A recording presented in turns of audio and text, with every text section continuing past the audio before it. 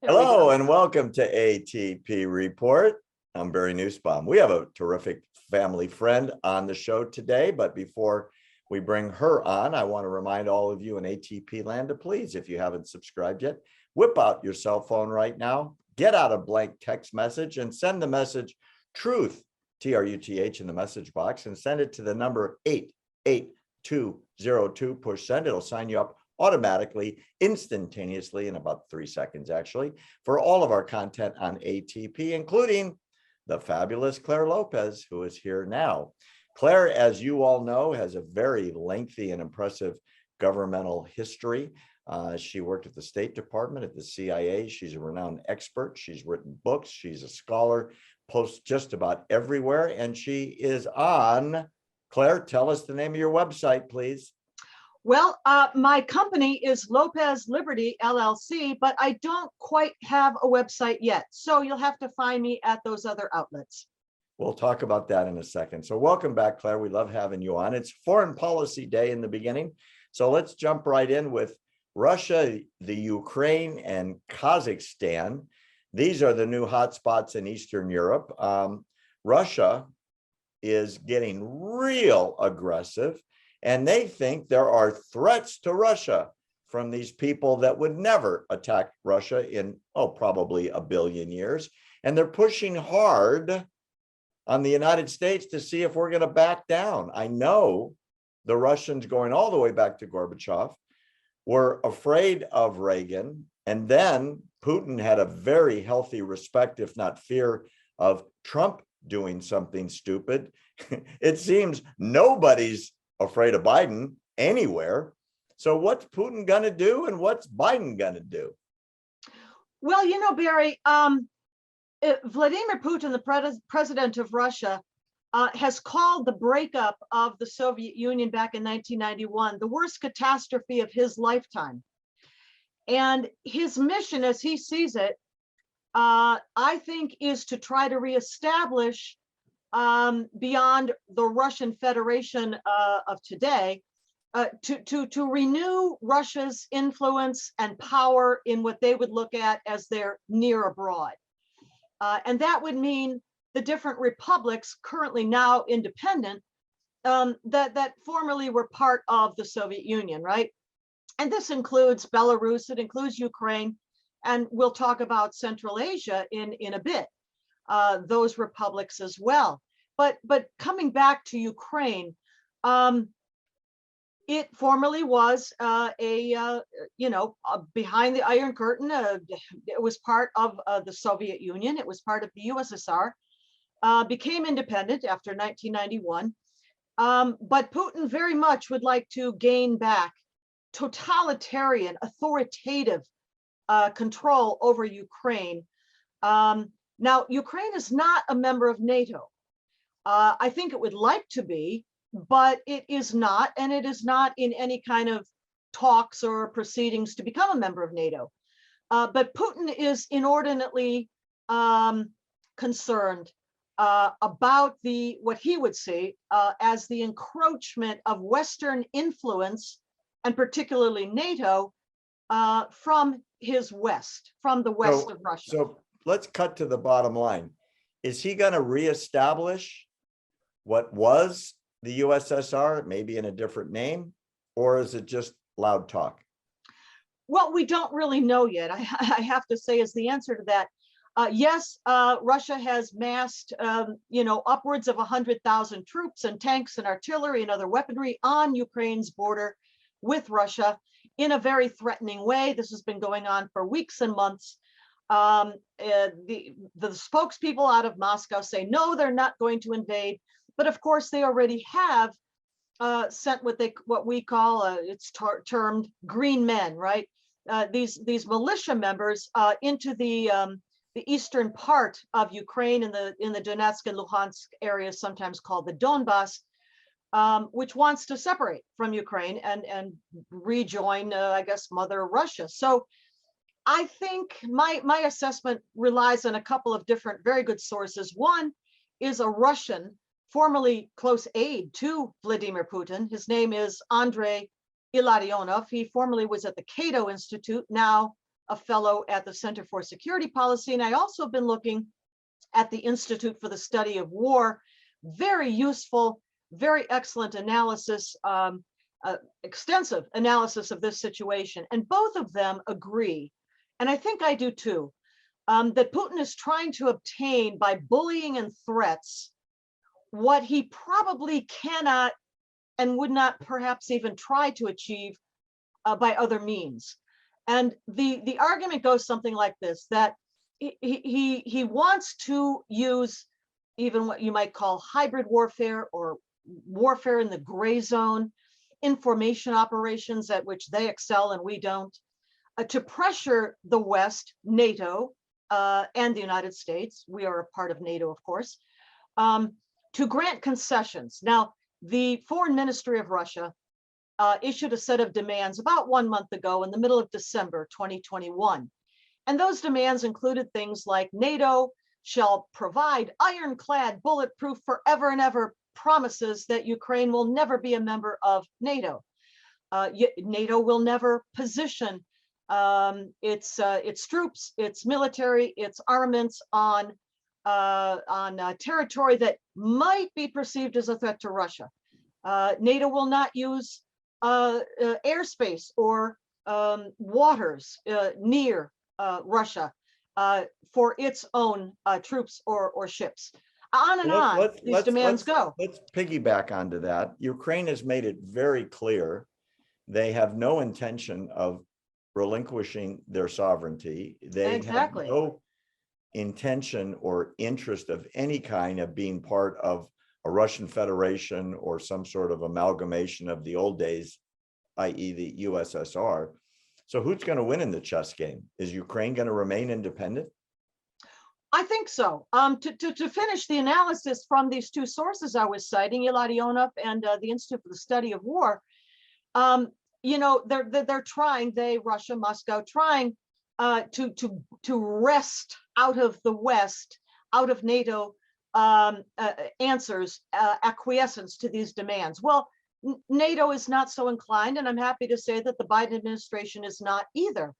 But were Putin to actually go ahead with an all-out invasion of Ukraine proper, number one, economically, they make the argument that the Russian economy could not sustain a long, drawn-out war, which it would become.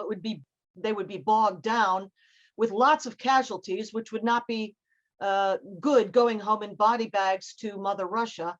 And then number two, militarily, they don't have the wherewithal to actually defeat not just the entire Ukrainian army, but every able-bodied Ukrainian male that would take up arms to resist the Russian invasion. So even if they did that, the Russians invaded, they would then be throwing away with both hands any opportunity for a diplomatic solution or, you know, negotiations. Now, they began negotiations this week in Brussels, in Geneva, Russians and the United States, and they will take up a little bit further this week on in Geneva. I'm mixing this up, sorry.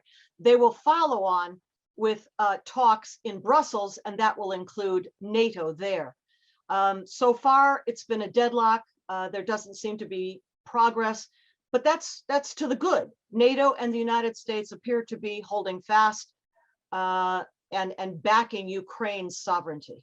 Well, let's pile on here in the same neighborhood. Now you've got Kazakhstan, where there's thousands and thousands in the street protesting against the leader who they want to overthrow because of incredible price increases. I've heard reports there's as many as 10,000 people that have been arrested. That's unbelievable. Russia's sending troops. Armenia has sent some troops. The riots are similar to the riots all over Europe, although I would consider those mostly COVID resistance riots. What's going to happen in Kazakhstan?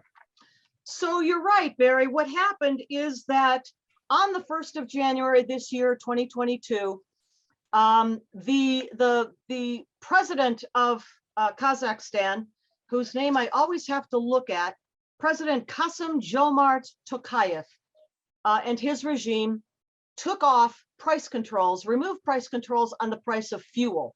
This immediately had an impact on ordinary people being able to buy gasoline, heating fuel for their homes in the dead of winter now. And they took to the streets, just as you say, thousands, mostly in the former capital of Almaty. Primarily there, that's the biggest city in Kazakhstan, not necessarily in other cities or even the capital, Astana, but in Almaty. And immediately, the regime of President Tokayev cracked down, gave shoot to kill orders against the protesters. I don't know if the numbers are up to date, but over 160 reportedly have been killed to date. And as you say, something like 10,000, maybe more, who knows, arrested. But what Tokayev also did immediately was call upon this treaty organization that is kind of the counterpart to NATO, takes the place in a way of the Warsaw Pact. It's called the Collective Security Treaty Organization, and it does include the countries of Russia, Kazakhstan, Kyrgyzstan, Tajikistan, Armenia, and Belarus. Russia immediately sent about 3,000 troops to help Tokayev put down the demonstrators. Armenia also sent a small contingent, and I'm not sure about the other countries, member countries. But the brutal suppression of the demonstrations probably already has finished. But as you say, the immediate protests were about the increase in prices for fuel, but very quickly turned to protests against the regime itself and its authoritarian, oppressive, tyrannical rule over the people of Kazakhstan. So that is the threat that Russia sees once again to its near abroad. Russia shares a 4,750-mile border with Kazakhstan. Kazakhstan is rich in minerals, oil, gas, and also had the launch site, space launch site that Russia used for so many years on its territory. So Russia doesn't want to see Kazakhstan slipping its grip, if you will, in any meaningful way. And it's too far away to matter really to Western Europe, to the US, to NATO. And so they crack down on the people, and that won't last forever. Tyranny does not last forever. The human spirit rebels, but for the moment, it looks like it's been put down. Well, speaking of tyranny, Clare Lopez, it just befuddles me to no end that the Iran nuclear talks are still going on. Iran seems to be running away from a deal because every other day they're bragging about how much enrichment they're doing, their satellite testing, their missile testing. Literally, they are saying, we are never going back to where we were, but the whole group is still in Vienna, including the United States, that's not even in the room. It sure seems to me, Claire, that Biden's going to sign a new JCPOA no matter what Iran does. What do you think? You know, I don't think that he will, or that the United States can. And that's because Iran basically holds all the cards. For example, the Biden, at least in public statements, says it wants to go back to the original terms of the JCPOA, Joint Comprehensive Plan of Action Nuclear Deal, reached in July of 2015. The problem is, and I think we've talked about this before, the problem is that Iran has gone so far beyond the provisions of the JCPOA, never mind the 1970s era non-proliferation treaty, to which Iran remains a signatory. But they've gone beyond these provisions in terms of how much uranium they are enriching, to what percentage, above 60% now, that they admit, never mind the clandestine program. They were supposed to halt, go up to and no further than 3.67% enrichment. They have installed thousands of brand new, updated, modern, more efficient, faster centrifuges in places like Natanz and Fardo. They're up to the generation 6. You know, they go by generation. IR1 is what the original deal was supposed to keep to.